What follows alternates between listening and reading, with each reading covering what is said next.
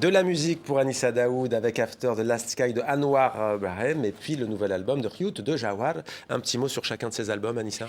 Eh ben, ils ont en commun une délicatesse et une pudeur. Anwar Brahim a fait à son habitude un petit bijou à quatre, presque comme si c'était un album de musique de chambre. Grand joueur de oud. Hein. Et voilà, mais dédié à la Palestine. Chaque titre raconte quelque chose de puissant, quelque chose qui questionne où on va. Après le dernier ciel, où on peut se réfugier. Et on peut aussi écouter l'album sans voir son implication et sa profonde humanité là-dedans. Mais je crois que c'est important aussi cette forme aussi de lutte et de participation à ce qui se passe, mais par la musique pure. Par la musique. Et Riout? Et Riout, eh ben... Qui veut dire les filles. Les filles. Alors, c'est pas parce que c'est mon acolyte depuis longtemps, mais Jawar est vraiment incroyable et cet album est d'une délicatesse. Il s'est associé à Azam Ezrani et à son habitude, entre poésie, de la langue, entre délicatesse, avec son folk très particulier qui va naviguer du côté du charbi aussi, avec toujours cette petite touche Nick Drake-esque. Ouais. Voilà. Il faut découvrir ces... Deux albums à découvrir. Irène Frein, le duo Khaled, Alan Stivell, petit coup de cœur à la Bretagne et à l'Algérie notamment. Pourquoi ce choix? Eh bien parce que, justement, acte de résistance contre les oppresseurs, quel que soit par exemple des Louis XIV ou bien tout ce qu'on connaît, qu'on commence à collectionner, hélas, par l'échange des voix, des instruments. Nous sommes en Bretagne un peuple de conteurs et de musiciens. Et ces deux hommes ont uni leurs harmoniques.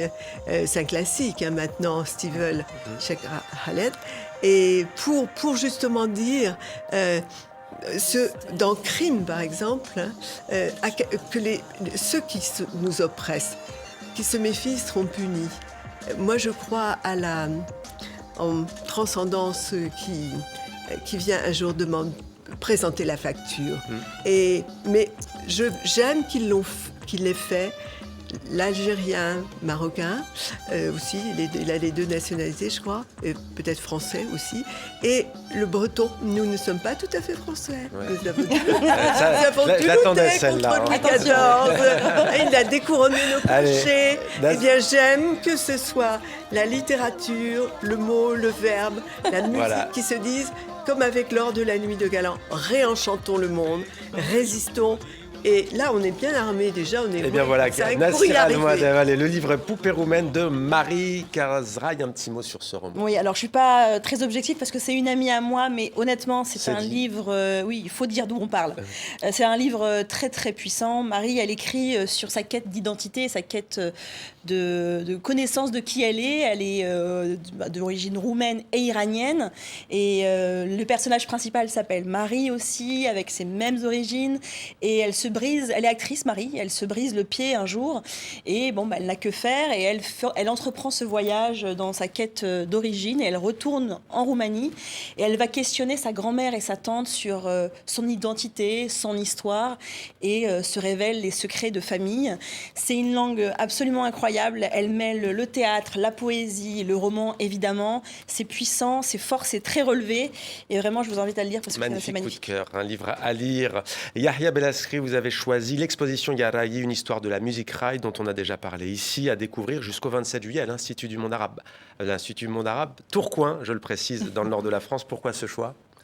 Parce que même si cette exposition parle du raï contemporain, donc derrière, il y a une histoire longue sur plusieurs siècles. Et que ce peuple, comme tous les peuples, s'est inventé en chantant ses malheurs, ses revers et aussi ses joies. Et donc la musique raï a une longue histoire dans cette Algérie dont certains se demandent si c'est une nation.